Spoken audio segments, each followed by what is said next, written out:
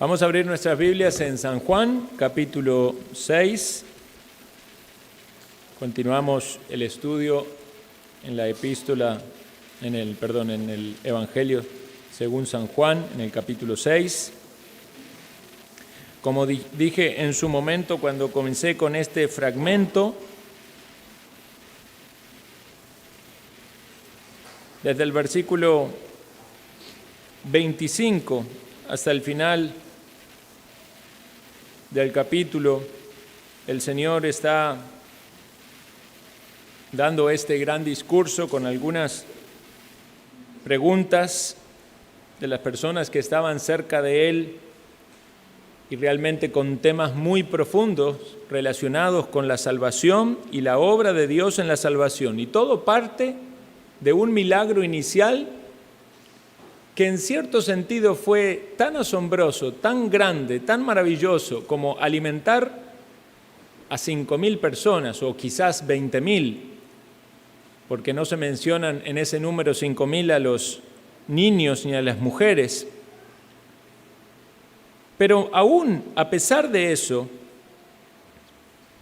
las personas seguían dudando de que Jesucristo fuese realmente el enviado de Dios, el Mesías, aquel que tiene el poder para salvar.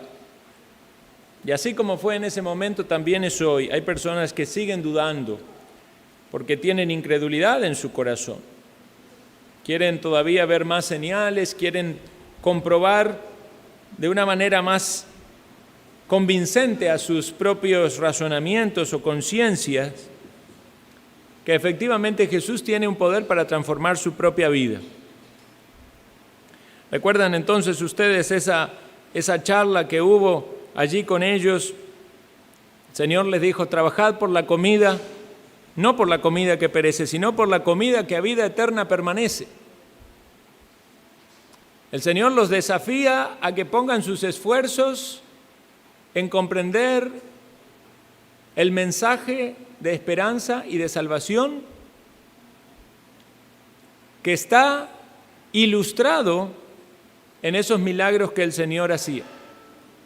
Que el Señor puede darle un pan, ¿verdad? Efectivamente el Señor le dio pan que saciaba sus cuerpos, pero el Señor quiere que ellos comprendan que Él puede darle saciedad a sus almas, mucho más que lo que ellos entendían. ¿Está usted trabajando por esa comida espiritual? No en el sentido de algo que usted pueda ganar. Usted no puede ganar la salvación por sus obras, pero ¿está usted viniendo hacia aquel que se la puede dar?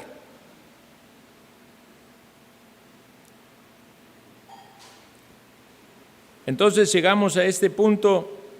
Obviamente tuvimos que fraccionar el texto, ¿verdad?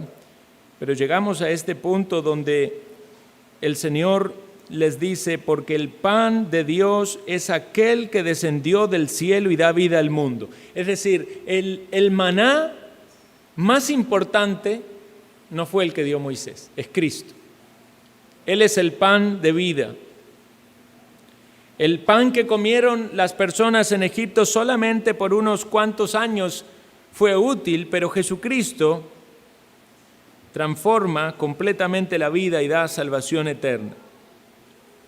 Versículo 34, Señor, danos siempre este pan. Y cantábamos ese himno con relación al pan. Jesús les dijo: yo soy el pan de vida. El que a mí viene nunca tendrá hambre, y el que en mí cree no tendrá sed jamás. Dos cosas que hay que hacer: venir a Cristo y creer en Él. Estas dos cosas no implican una obra alguna de parte del ser humano, sino tendríamos que entender de que la salvación es por obra. Pero no es por obra, es por gracia. Sin embargo, desde nuestra experiencia, la invitación que recibimos del Señor es a venir a Él. Y evidentemente el que viene a Cristo en arrepentimiento, viene en fe. El que cree en Cristo está confiando que Él es el Salvador, que Él puede darle perdón de sus pecados. Ahora, la pregunta que quisiera que meditemos al comenzar este sermón es, ¿qué significa que el que va a Cristo no tendrá hambre o no tendrá sed? Algunos de los que están aquí pueden dar testimonio de ser verdaderos creyentes. La mayoría, eso espero. Y hay otros aquí que todavía no han experimentado la salvación. Entonces, para aquellos que somos verdaderos creyentes, podemos decir, bueno, yo he ido a Cristo. Entonces, ¿qué significa en mi vida que yo no tengo hambre y que no tengo sed? Porque la promesa de la palabra es que el que a Él va nunca tendrá hambre y el que en Él cree no tendrá sed jamás. Bueno, es obvio que esto no significa que no vamos a tener hambre ni sed física, porque todos los días estamos comiendo y tomando y es una necesidad real de nuestros cuerpos.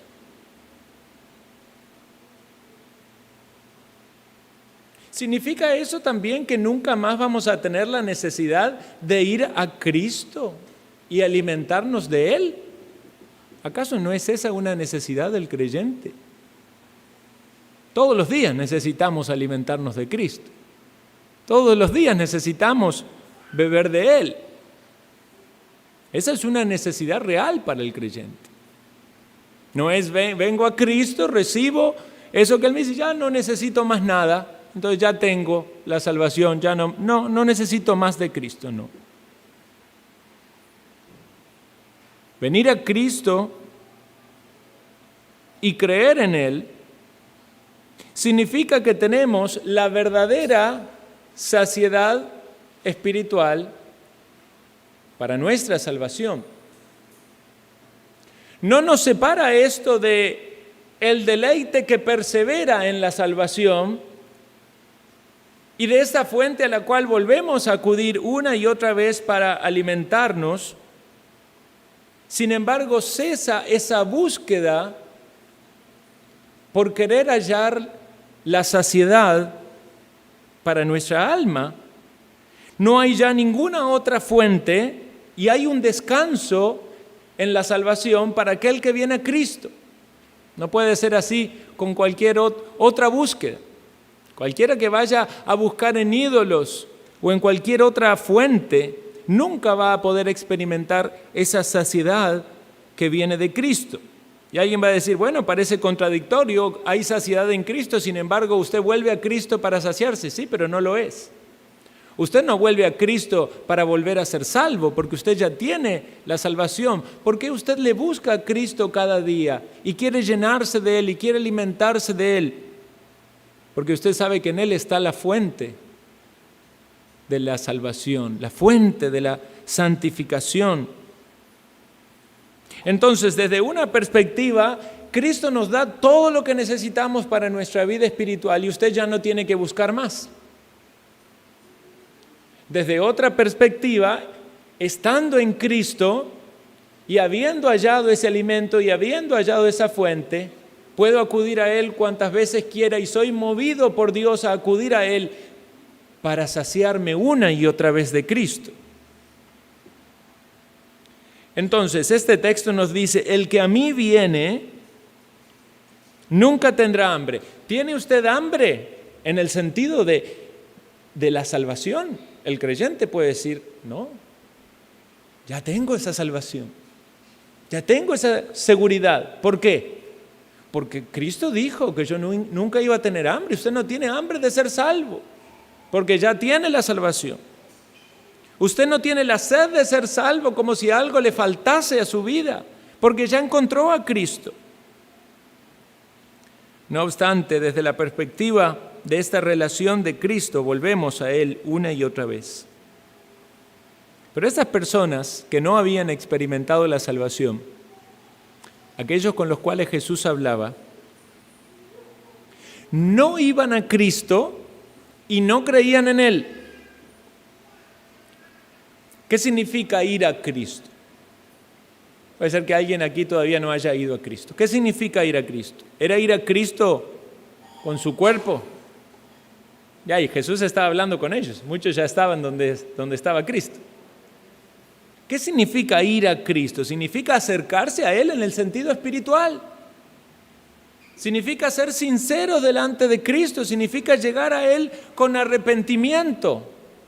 Los fariseos se acercaron a Cristo, pero no se acercaron en este sentido que Jesús lo dice: si alguno viene a mí. Hay muchas personas en este mundo que se acercan a Cristo, entre comillas, porque van a una iglesia, se están acercando a Cristo, pero en su corazón no hay arrepentimiento, no se están acercando a Cristo. Si alguno viene a mí y cree en mí, muchas personas se acercan a Cristo, pero se acercan para cuestionarlo, como pasaban con estas personas. Señor, haz otra señal, a ver si te creemos. Muchos pueden llegar a una iglesia y buscar de Dios, pero esperando a ver qué Dios hace en su vida. Si Dios lo prospera, si Dios lo saca de los problemas, entonces ahí sí le van a seguir según ellos. El que viene a mí y cree en mí, ¿cómo viene? Viene en sinceridad, viene en humildad, viene en arrepentimiento y cree en Él. ¿Y qué cree? Cree, este es el Salvador que Dios ha enviado al mundo. Él es digno de toda la confianza por lo que Él es. Porque Él está demostrando, pongámonos en los zapatos de esas personas, por todas estas obras que hace, que Él es el que Dios envió al mundo para salvar a los pecadores. Y yo soy un pecador.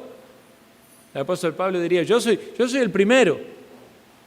Y si usted estuviera ahí y se acerca a Cristo, imagínese que Cristo está allí en la barca y está enseñando a la multitud, y usted está allá entre toda la multitud y mira, oh, Jesús allí está enseñando, y empieza a recordar las cosas que Jesús hizo y lo que ha oído de Él, y usted empieza a caminar hacia Cristo y se empieza a acercar a Cristo. ¿Cuál es la actitud con la que se acerca? Se acerca para escuchar palabras de vida eterna, se acerca para cuestionar los milagros que hace, se acerca con desconfianza en su corazón,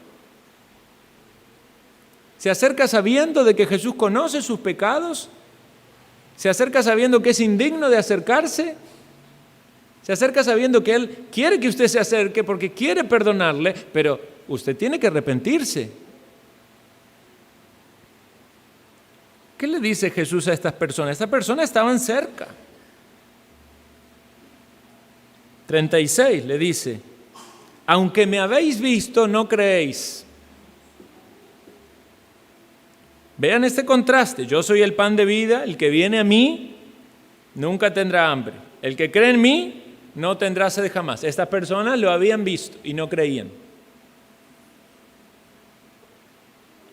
Muchas veces las personas ponen en oposición, ¿verdad?, la fe con la vista. Entonces alguien dice, si no lo veo, no lo creo. ¿Sabe que no es del todo, esa oposición no es del todo cierta? Muchas veces, aun cuando ven, no creen. De hecho, estas personas estaban viendo las obras de Cristo. Estaban viendo el milagro de Cristo y no creían que era Él. Por eso Él les dice, aunque me habéis visto a mí, viste las obras, saben que el Padre me envió por todo lo que está siendo demostrado, ven las señales, no creen.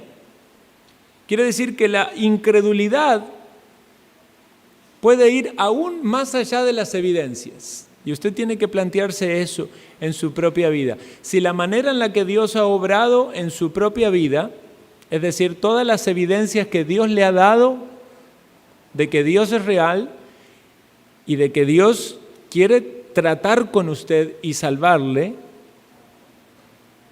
puede ser que todavía, desde su punto de vista, no sean suficientes. ¿Por qué? Por incredulidad, no por falta de evidencias. Porque aun cuando Dios, pudiéramos decir, no, Dios nunca hizo nada en mi vida que me demuestre que me quiere salvar. Aquí está dando la evidencia más grande. La revelación que tenemos en la palabra de que Él envió un Salvador a este mundo. Y esto debería ser suficiente para nosotros. Por eso, los creyentes nos sumamos a lo que dice el apóstol Pedro cuando dice, a quien amáis sin haberle visto. Muchos creyentes, podemos decir la gran mayoría en la historia de la cristiandad, no vio a Cristo con sus ojos, pero le amamos, ¿verdad? Unos pocos tuvieron ese privilegio de verle y, como decía el apóstol Juan, palparle, pero no, eso no lo hace mejores que nosotros. Aún ellos, cuando le veían, muchas veces no creían en el Señor. Realmente el creer en el Señor es una obra de gracia que va más allá de nuestros ojos.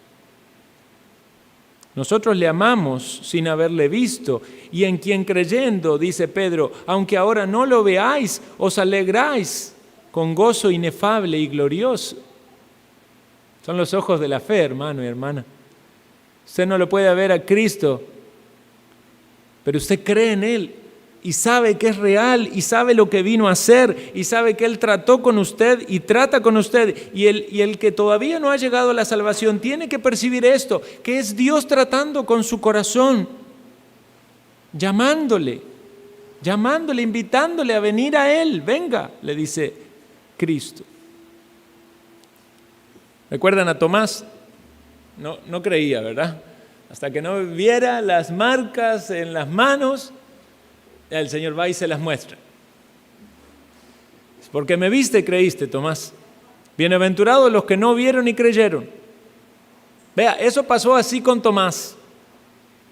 Pero en cuanto a la salvación, no espere a ver a Cristo nuevamente, porque si lo ve ya va a ser tarde. Para la salvación, no espere que Él le muestre las marcas de sus manos. Si lo ve a Cristo y no vino a Cristo antes, lo va a ver como juez.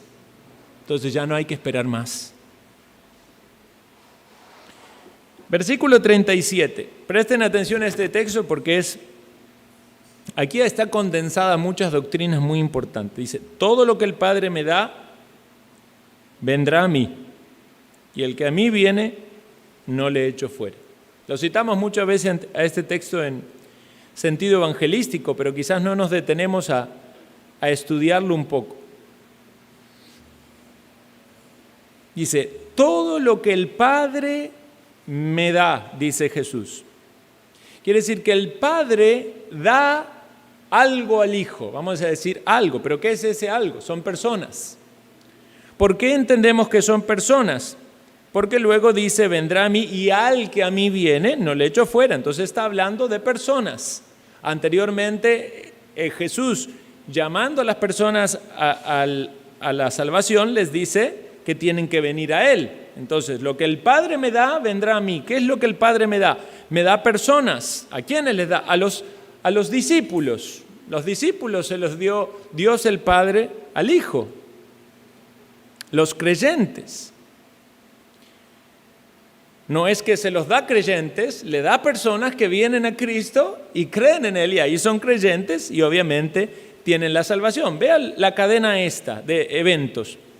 ¿Qué pasa con aquellos que el Padre les da al Hijo? Resultado que nos dice la palabra, vienen al Hijo. ¿Qué es lo que acontece primero? El Padre se los da al Hijo. ¿Cuál es la consecuencia de eso? Ellos vienen al Hijo. Dice, vendrán a mí. Todo lo que el Padre me da, presente, vendrá a mí, futuro. Entonces, venir al Hijo, entendimos por el contexto que era la salvación. ¿Se da cuenta este texto cómo enseña la seguridad de la obra de la salvación? Que el Padre le está dando al Hijo un grupo de personas y está asegurando la salvación de ese grupo de personas. Yo digo grupo de personas, estamos hablando de multitudes. No estamos hablando solamente de los que creyeron en ese momento, estamos hablando de los que creyeron y creerán en toda la historia de la humanidad. Estamos hablando no de otra cosa que aquellos que Dios ha elegido. Eso es lo que la Biblia enseña como la doctrina de la elección. En Efesios capítulo 1 se nos enseña de que Dios ha elegido personas, escogido personas desde antes de la fundación del mundo. Estas personas, el Padre se las da al Hijo. Es un regalo del Padre para el Hijo. Y el Hijo los recibe. El texto nos dice que Él no los echa fuera, es decir, no los rechaza. Vienen al Hijo y Él no los rechaza. Esta misma idea de que el Padre le da al Hijo personas se replica más adelante en este Evangelio en la oración sacerdotal. Específicamente ahí Jesús la aplica a sus discípulos. Dice, he manifestado, en San Juan 17:6, he manifestado tu nombre a los hombres que del mundo me diste. Tuyos eran y me los diste y han guardado tu palabra. Vean qué claro es. A los que el Padre les dio, Jesús le manifiesta la enseñanza, la doctrina, el Evangelio. Y esos que el Padre les dio han guardado la palabra. Es decir, ¿se perdió alguno de esos que el Padre le dio al Hijo? No. Porque la obra que el Padre hace y el Hijo hace es segura. Dios se los da al Hijo para que sean salvos por el Hijo. Y ese mismo grupo que el Padre les da al Hijo son los que vienen al Hijo. Y esto es maravilloso, que nosotros como creyentes podamos entender esto. Que si vinimos a Cristo, estábamos nosotros actuando algo que ya Dios determinó para nosotros. O que si alguien hoy aquí todavía no ha confiado en Cristo, pero entiende la necesidad que tiene de la salvación y viene a Cristo, está experimentando algo que ya Dios en la eternidad determinó y le está llevando a usted a Cristo. Más adelante, cuando lo toman al Señor para crucificarlo, el Señor pide que los dejen libres los discípulos. Y también dice la Escritura, para que se cumpliese aquello que había dicho, de los que me diste no perdí ninguno. El Padre dando al Hijo y el Hijo recibiendo a los que vienen a la salvación, no rechazándolos. Conclusión, ¿para qué vienen al Hijo? Para ser salvos. ¿Para qué usted fue a Cristo? Cuando usted comparte su testimonio y dice, muchos años atrás yo vine a Cristo. ¿Para qué fue Cristo? Para ser salvo. Cuando una persona comparte su testimonio y cuenta de su experiencia con Cristo, y eso significaba que quería salud, que quería prosperidad, no entendió la salvación. ¿Para qué vino usted a Cristo? Para tener el perdón de sus pecados. Eso es lo más importante, para tener la salvación. Por eso es tan importante el entendimiento de la gracia. Vea que dice la Escritura, el que a mí viene, no le echo fuera. Y aquí se percibe algo que en la Biblia muchas veces se ve como una tensión, ¿verdad? Esta aparente tensión donde uno dice, bueno, pero es cierto, es Dios que lo salva, pero es la persona a la que va a Cristo. Definitivamente es usted el que tiene que venir a Cristo. Dios le está llamando a la salvación y usted el que tiene que venir a Cristo. Lo que tenemos que darnos cuenta es que aún ese ir a Cristo es una reacción a la obra de gracia de Dios, no es un mérito nuestro. Cuando usted comparte su testimonio, usted está jactándose de que usted fue a Cristo para ser salvo, por lo tanto usted tiene mérito en eso. O usted dice, no, yo fui a Cristo, como decir, no tenía alternativa, era un milagro de Dios que me salvara y yo fui a Cristo y Él me salvó. Una obra de gracia.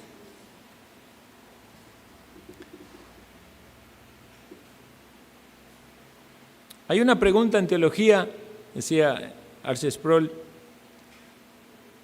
que rara vez se hacen algunos. Es ¿por qué a mí? ¿Por qué a mí, Señor? ¿Por qué me elegiste a mí? Algunas personas, dice él, pareciera ser que su cuestionamiento teológico es ¿por qué no me va a salvar a mí? Como diciendo, ¿cómo? ¿Me va a dejar a mí afuera? No, a mí me tiene que salvar. Como si alguien se mereciera la salvación. Nadie merece la salvación, hermano. Es una obra de gracia de Dios. ¿Por qué a mí? ¿Por qué me eligió Dios a mí?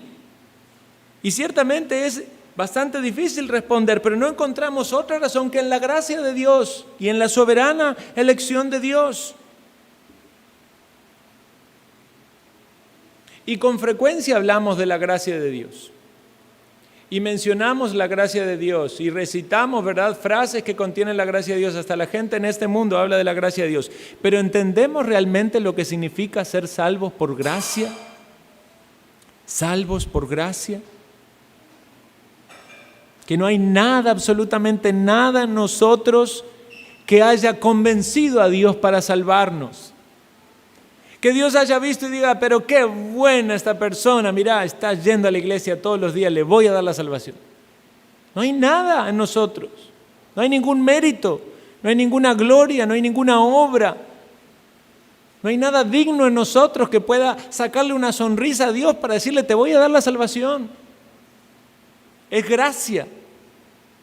Nuestra condición delante de Dios es deplorable. Tenemos que ver lo terrible de nuestros pecados, de nuestras faltas, de nuestras ofensas.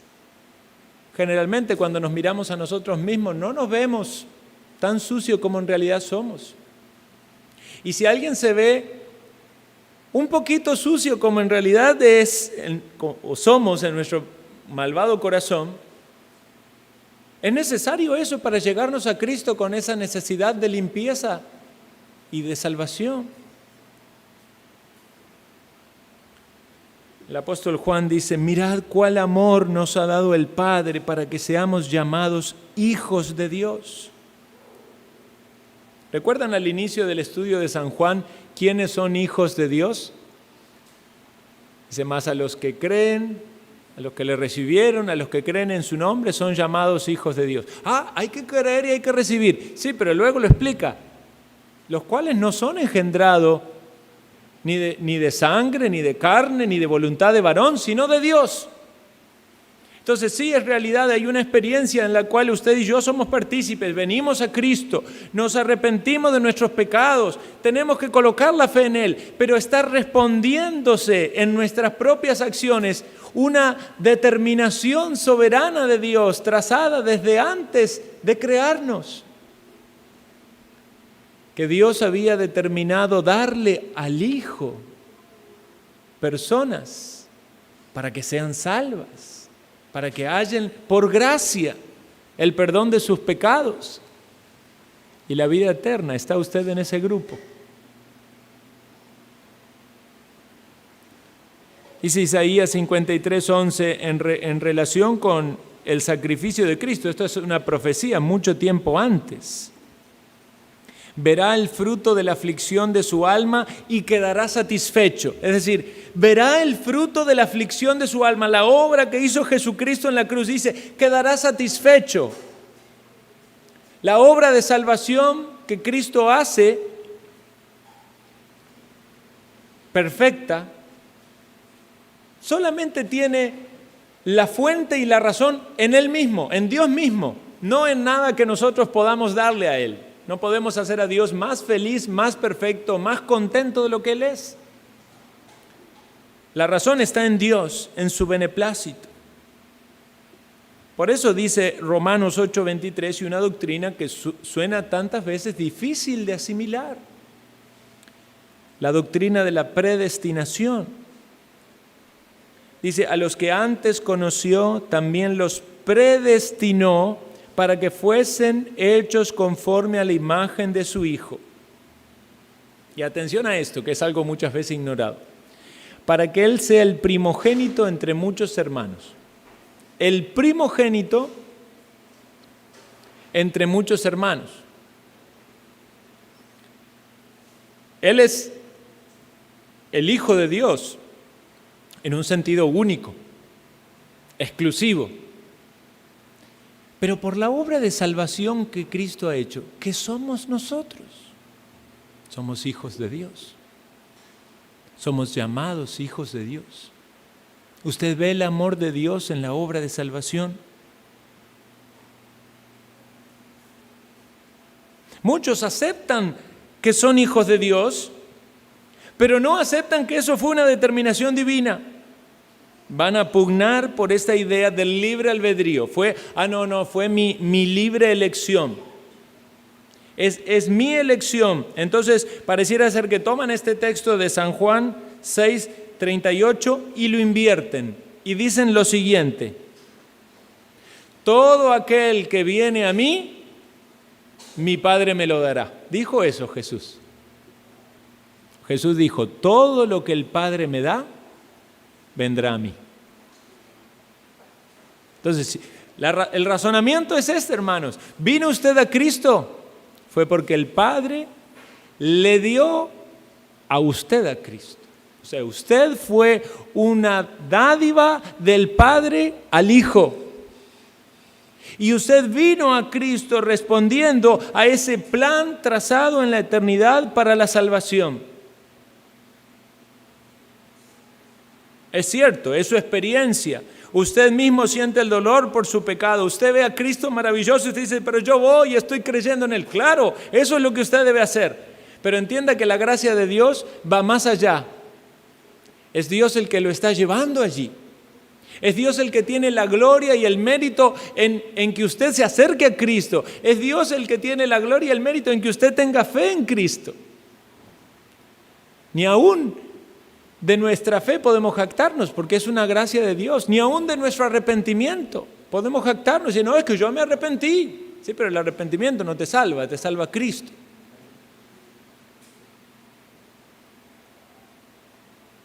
¿Quiénes vienen a Cristo? Los que el Padre le da. ¿Qué hace Cristo con aquellos que el Padre les da? Los salva por su muerte en la cruz, su sangre derramada. Ese es el orden de los sucesos. Primero el Padre los da, luego vienen a Cristo y en Cristo tienen la salvación.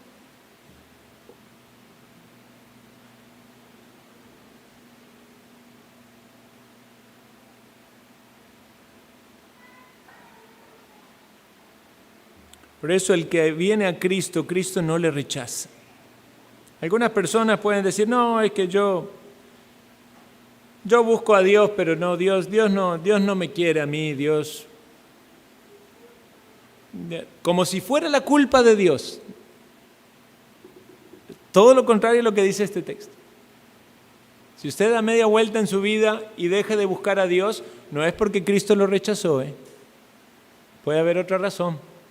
Puede ser que usted estaba buscando otra cosa de Cristo, no la salvación, no el perdón de sus pecados. Puede ser que usted estaba buscándolo a Cristo con orgullo, con jactancia en su corazón, sin arrepentimiento. Y vean que hay una unión tal, entre los que van a Cristo y los que vienen a Cristo y les salva, que es una unión segura y permanente. Es decir, esto no es temporal. Si Dios está asegurando la salvación de aquellos que van a Cristo, ninguno de ellos se pierde. Nunca se separarán. El unirse verdaderamente con Cristo es ya nunca más separarse de Cristo, no es algo temporal. Por eso muchos se confunden acerca de que la salvación se pierde. Dicen: no, pero mira, fulanito estuvo un montón de tiempo en la iglesia, pero se fue. Y ahora ni cree en Cristo. No es que esa persona fue salvo y perdió la salvación. Nunca tuvo una unión real con Cristo. Nunca vino a Cristo, nunca creyó en Cristo, nunca recibió el perdón de sus pecados. Nunca tuvo un vínculo tal con Cristo, porque si hubiese tenido ese vínculo, es definitivo, es permanente. Por eso, hermanos, la salvación es segura para los verdaderos creyentes. Para aquellos que no son verdaderos creyentes y están confiando en una profesión de fe, pueden tener dudas, y esas dudas pueden ayudarle a reflexionar.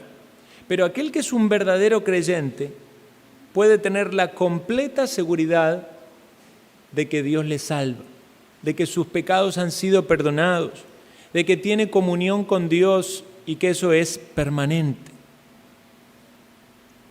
Que quede claro, por favor, entre todos aquí presentes, ¿qué significa venir a Cristo? ¿Y qué significa creer en Cristo? Y pregúntese, ¿lo ha experimentado usted? Y si lo ha experimentado, ¿no es este un motivo de gozo en nuestro corazón, saber que tenemos esa seguridad?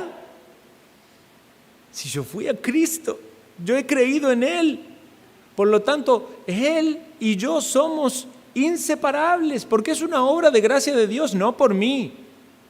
Por nosotros mismos nos alejaríamos de Cristo a cada rato, ¿verdad? En nuestra práctica podemos decir que cuando nos enfriamos en nuestra vida cristiana, nos alejamos de la lectura, de la palabra, nos alejamos de buscar a Dios, pero Cristo nunca se aleja de nosotros.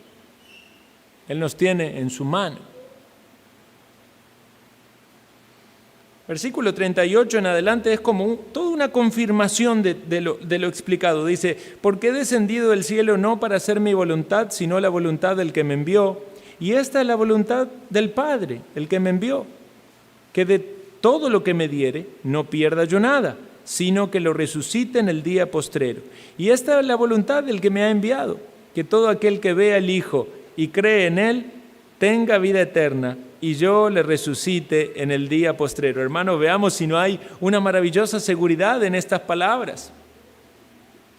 ¿Qué es lo que viene a hacer Cristo a la tierra? La voluntad del Padre. ¿Cuál es la voluntad del Padre? Darle al Hijo personas para que sean salvos. ¿Y qué hace el Hijo? La voluntad del Padre, ¿cuál es? Salvar esas personas. El Padre dando y el Hijo cumpliendo la tarea salvadora. ¿Cómo es? Muriendo en la cruz, cargando tu pecado y el mío, viviendo una vida perfecta y justa que nos permite a nosotros la salvación no por nuestras obras o justicia, sino por la justicia de Cristo, dándonos, imputándonos esa justicia. ¿Ven esta relación que hay de la obra salvífica de Cristo y el Padre? Y obviamente en nuestras vidas por el Espíritu Santo, porque eso ha de aplicarse en cada corazón por el Espíritu de Dios. El Señor no va a dejar que ninguno se pierda de los que son suyos. Jesucristo cumple la voluntad del Padre. Y cada uno de nosotros que ha procedido a la salvación, en ese sentido también está cumpliendo la voluntad del Padre, de ir a Cristo. Esta es la voluntad del que me ha enviado, que todo aquel que vea al Hijo y cree en Él, tenga vida eterna. Vea, ¿quiere experimentar, cumplir la voluntad de Dios por primera vez en su vida? ¿A un incrédulo? ¿Ve al Hijo? ¿Lo ve con los ojos de la fe? ¿Cree en Él? Esa es la voluntad de Dios, que usted lo vea y crea. Véalo a Jesús como el Mesías, como el Salvador, como aquel que vino a salvarlo, y crea. Y la Biblia nos dice aquí que tiene vida eterna. Y el tener vida eterna significa salvación, significa perdón de pecados, pero vean este vínculo que hay entre el tener vida eterna y lo que ha de acontecer en el futuro, la resurrección.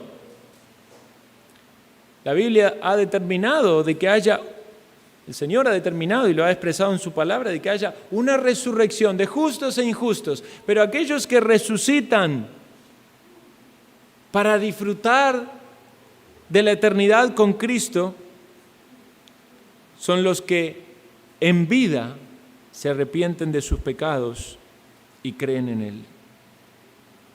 ¿Es esta su experiencia, mi estimado amigo? ¿Está viendo al Padre obrando para su salvación, al Hijo de Dios obrando para su salvación? ¿Está percibiendo, sintiendo en su corazón el Espíritu de Dios llamándole a la salvación? Y vea lo que pasa con esta gente. Primero el Señor les dice, os he dicho todo esto, que aunque me habéis visto no creéis. O sea, eran incrédulos, versículo 36. Ahora vea lo que pasa en versículo 41. Murmuraban entonces de él los judíos, porque había dicho, yo soy el pan que descendió del cielo. Seguían con esa espina clavada en su conciencia. ¿Cómo va a decir que es el pan que descendió del cielo? El pan que descendió del cielo es el maná. Y ahí viene el argumento de su murmuración. Dice, ¿no es este Jesús el hijo de José, cuyo padre y madre nosotros conocemos? ¿Cómo pues este dice, del cielo ha descendido?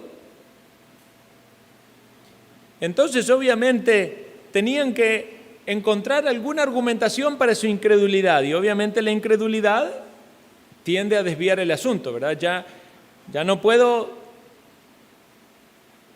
decir nada sobre el llamado porque me está confrontando a ir a Él y a creer. Entonces vamos a buscar alguna razón por la cual no creer. Y eso pasa en el corazón del impío hoy también. Va a encontrar alguna razón por la cual no creer en Cristo. Para esta gente era, pero ¿cómo? ¿No conocemos al papá y a la mamá? Y sí, conocen al padre terrenal, conocen a la madre, pero son incrédulos. Es el misterio de la encarnación. Ahora el mundo, digamos que cada vez menos, pero en cierto modo en la Navidad se recuerda el nacimiento de Cristo. ¿Cuál es el misterio allí revelado y recordado? La encarnación. Dios se hizo hombre y vino a salvar este mundo. Entonces encontraban su tropiezo en esto. No creían que había Él sanado al paralítico, no creían que había alimentado a la multitud, y tampoco iban a creer de que Él vino del cielo. ¿Cuál es el argumento que Satanás pone en el corazón del incrédulo para que no le crea? Porque si entre nosotros hay un incrédulo que no quiere creer, en este momento Satanás le está metiendo un argumento, diciendo, no, yo no voy a creer en Cristo por alguna razón. Puede ser cualquier cosa, puede usar las cosas más vanas, más tontas, más insignificantes. Hay algo por lo cual no quiero creer en Cristo, no quiero arrepentirme, no quiero entregar mi vida, no quiero ir a Él. Por más que me esté diciendo que perdona mis pecados, que me da vida eterna, que me va a resucitar en el día postrero, hay algo, hay una mancha allí. Eso es lo que hace la incredulidad, levantar manchas en la persona y en la obra de Dios. Por eso un incrédulo es un acusador de Dios. Está diciendo a Dios que es un mentiroso. Está diciendo que lo que dice no es verdad. No está confiando que lo que Dios le promete hacer lo va a hacer.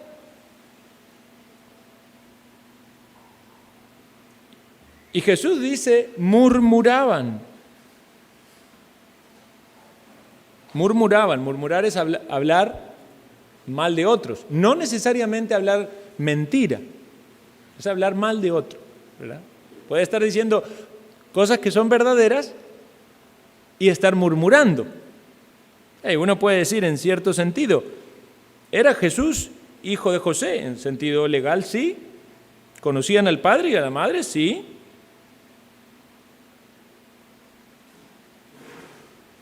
Pero la actitud con la que ellos decían eso era rechazar la frase que Jesús había dicho que descendió del cielo. Es decir, Él nos está mintiendo. Y tenemos pruebas, sabemos quién es el Padre y sabemos quién es la Madre. El corazón incrédulo le dice a Jesús que te está mintiendo cuando te llama a la salvación, cuando te llama a arrepentirte de tus pecados. No es el pan de vida, no puede salvarme, no puede satisfacerme. No es lo que dice ser. Hermano, ¿usted se da cuenta lo terrible que es la incredulidad? ¿Y quién es el perjudicado en todo esto? El incrédulo. Es que debemos entender que el incrédulo no tiene la capacidad en sí mismo de creer. ¿Entiende usted esto? Aunque es responsable de su incredulidad, no está capacitado para creer. ¿Por qué? Porque creer es una gracia de Dios. Usted es responsable por no creer, pero no está capacitado para creer, a menos que Dios abra sus ojos.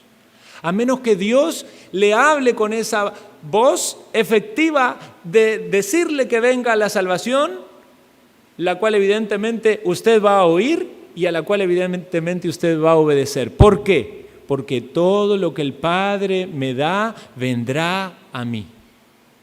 Y el que a mí viene, no le echo fuera. Vean lo que dice el versículo 44. Ninguno puede venir a mí si el Padre que me envió no le trajere, y yo le resucitaré en el día postrero. No, es que la salvación depende del libre albedrío. ¿Cuántas veces escuchó usted eso? Y le hicieron creer esa historia de que el ser humano es libre. Que hay algo que no somos es libre, ¿verdad? ¿Alguna vez usted dijo, no voy a pecar más, desde ahora no peco más porque soy libre? ¿Le hizo caso a su libertad? ¿Su libertad? La libertad que el ser humano naturalmente tiene es libertinaje. No podemos elegir no pecar. Somos esclavos del pecado, dice la Escritura. Si el Hijo os libertare, seréis verdaderamente libres. Entonces no es un libre albedrío el venir a Cristo. Necesitamos una obra de gracia. Usted necesita una obra de gracia. ¿Por qué? Porque ninguno puede venir a Cristo si el Padre que envió a Cristo no le trajere. Y este verbo, esta palabra utilizada aquí significa arrastrar. Se usa cuando descolgaron al apóstol Pablo del muro con una cuerda, o se usa también cuando sacaban agua de un pozo. Eso es lo que hace Dios en la salvación, lo arrastra usted a Cristo. Y usted dice, pero yo estoy creyendo en Cristo voluntariamente. Sí, Dios evidentemente en su soberanía va a salvarle y usted va a hacer uso de su intelecto, emoción y voluntad. Usted no es un robot, como algunos creen que porque somos calvinistas creemos que Dios tiene robot. No, la experiencia de salvación va a ser en todo el sentido de su ser. Pero lo que usted tiene que entender es que es Dios salvándole, por lo tanto, todo lo que usted está experimentando es la gracia de Dios. Es Dios dándole luz para ver a Cristo, es Dios llamándole a Cristo, es Dios dándole arrepentimiento de sus pecados, es Dios dándole fe para abrazar a Cristo. Y en absolutamente nada de esas cosas hay un mérito propio. Es decir, no, pero hay algún poquitito que el hombre... Ninguno puede venir a mí si el Padre que me envió no le trajere. ¿Quiénes van entonces a Cristo? Los que el Padre les dio al Hijo. Los que el Padre trae al Hijo. Los que ven al Hijo, los que creen en el Hijo. Eso es que el Señor salva y que un día va a resucitar para estar en una eternidad gloriosa con Él. ¿Está usted entre ellos? Quiera Dios que muchos de los que están aquí, todos, podamos tener esa convicción y esta fe. Va a estar ustedes entre los que van a escuchar la voz de Cristo cuando sea la resurrección de los muertos para salvación. Escrito está en los profetas, dice 45, serán todos enseñados por Dios, así que todo aquel que oyó al Padre y aprendió de Él, viene a mí. Vea, cuando alguien viene a la salvación en Cristo, está oyendo la voz de Dios. No una voz audible, pero una voz real. Es la voz de la palabra de Dios que traspasa el corazón, el espíritu, los tuétanos, dice la Escritura, que es como espada de dos filos, que le dice a usted lo que usted tiene que hacer. Y usted sabe que no tiene opción, lo tiene que hacer, tiene que creer en Cristo. Y lo va a hacer, porque es efectiva. Usted oye la voz de Dios, aprende de Dios, viene a Cristo. No que alguno haya visto al Padre, sino que aquel que vino de Dios, éste ha visto al Padre. Y finaliza el versículo 47 diciendo, de cierto os digo, esta frase que habla de la importancia de lo que viene, ¿verdad? Atención a la frase, atención, dice, como si dijera Jesús, atención a este lema. El que cree en mí tiene vida eterna. Vamos a simplificarlo, dice Jesús. ¿Sabe lo que significa venir a Cristo? Te lo simplifico, creer en Él. No te está pidiendo ninguna obra, no te está pidiendo que le des nada. Te está llamando a creer en Él. Cree que es el Salvador, cree lo que Él ha hecho, cree que la obra de Dios es segura, cree que es por gracia, cree que te da perdón, cree que te da vida eterna, cree que es el pan de vida. Prueba este pan. Y nosotros que hemos venido a Cristo, que hemos creído en Él, podemos tener esta maravillosa seguridad de esta obra de Dios completa, desde la eternidad, hecha en cada uno de nosotros. Algunos los llamó el Señor hace mucho tiempo a la salvación, a otros los ha llamado recientemente, pero usted mira para atrás y dice, wow, es la gracia del Señor lo que ha hecho. Yo pensaba que yo tenía quizás algún granito de arena en esto y ahora me doy cuenta de que no tengo nada, que es todo la gracia de Dios y no me lo merezco. Eso es entender la gracia de Dios, no me lo merezco. ¿Por qué usted se ha arrepentido, mi amigo, y ha creído en Cristo? ¿Por qué le ha rendido su vida a Él y quiere servirle? ¿Por qué quiere luchar contra el pecado en este mundo y vivir en santidad? ¿Por qué? Porque el Padre le dio a usted, al Hijo, y usted vino al Hijo y el Hijo le dio vida eterna.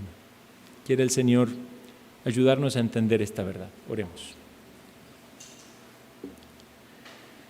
Gracias, oh Señor, por tu palabra. Toca los corazones, Señor, de todos aquí, los creyentes, para gozarnos y deleitarnos en el consuelo maravilloso de la obra completa y segura que has hecho en nuestro favor. Y los que aún no han experimentado la salvación, para que tú les salves, Señor, hoy. Quizás hay personas exponiéndose aquí a tu palabra que tú estás llamando. Son estos los que tú has escogido desde antes de la fundación del mundo para que ahora experimenten la salvación en el Hijo. Oh Padre, obra en ellos. Que no demoren más, que no esperen más, que procedan al arrepentimiento y a la fe y nos gocemos y nos alegremos juntos con todos los santos de esa maravillosa obra de gracia, porque lo pedimos en los méritos de nuestro Señor y Salvador. Amén.